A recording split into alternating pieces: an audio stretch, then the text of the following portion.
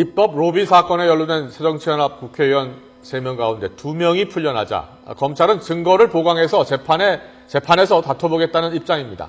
구속된 새누리당 조현용 의원에 이어서 철폐하로 지목된 송광호 의원의 체포동의안은 이번 주 초에 국회로 넘어갈 것으로 보입니다. 취재기자 연결되어 있습니다. 이승현 기자.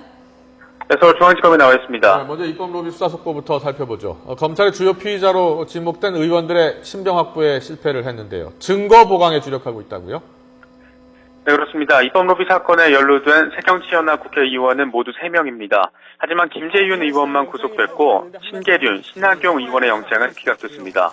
검찰은 법원의 이 같은 판단을 두고 몸통은 풀려나고 깃털은 구속됐다면서 아쉬움을 드러내기도 했습니다. 입법 로비 관련 법안을 대표 발의한 신계륜 의원의 영장이 기각됐다는 점을 납득하기 어렵다는 겁니다. 또 출판 기념회를 통해 금품을 받은 것으로 지목된 신하경 의원의 경우에도 과거 판례를 들어 반박하기도 했습니다. 이에 따라 검찰은 일단 보강 수사를 통해 추가 증거를 확보하는 데 주력한다는 방침입니다.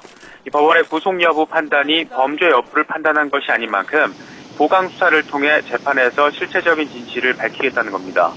검찰은 구속된 김재윤 의원에 대한 수사를 통해 추가 진술, 증거를 확보하는 데 주력한 뒤에 일괄적으로 기소해서 법정 공방을 벌이게 될 것으로 보입니다.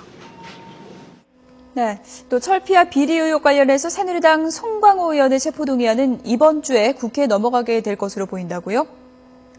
네, 그렇습니다. 통상 구속영장이 청구된 뒤 법원의 체포동의 요구서가 정부를 거쳐 국회로 제출될 때까지 한 사나흘 정도가 걸립니다.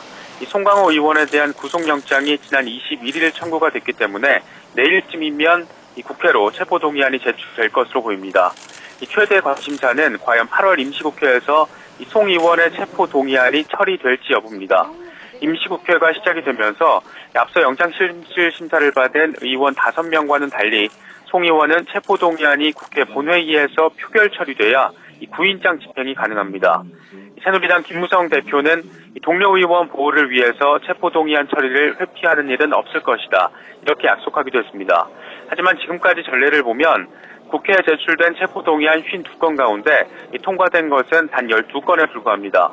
특히 세월호 특별법을 놓고 여야의 냉각기가 길어지고 있다는 점도 체포동의안 처리의 또 다른 변수입니다. 여야는 당초 내일 본회의를 열기로 했지만 회의가 열릴지가 아직 불투명한 데다가 회의를 연다고 해도 72시간 안에 체포동의안 처리가 이뤄질지 여부도 알 수 없는 상황입니다. 잊을만 하면 내놓았던 국회의원들의 특권 포기 약속이 이번에는 지켜질 수 있을지 이번 주에 시험대에 오르게 됐습니다. 지금까지 서울중앙지검에서 YTN 이승현입니다.